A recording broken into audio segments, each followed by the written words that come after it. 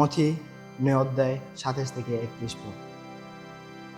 দুজন অন্ধের দৃষ্টিশক্তি লাভ। সেই জায়গা ছেড়ে যিশু এগিয়ে চলছেন। এমন সময় দুইজন অন্ধ এসে তাঁর পিছু পিছু চলতে লাগল। তারা চিৎকার করে বলছিল, দাউদ সন্তান, আমাদের দয়া করুন। যিশু বাড়ি এসে পৌঁছলে ওই দুইজন অন্ধ তার কাছে এগিয়ে এলো। তিনি তাদের জিজ্ঞেস করলেন, তোমরা যা চাও আমি যে তা করতে পারি, তোমরা কি সেই কথা বিশ্বাস করো?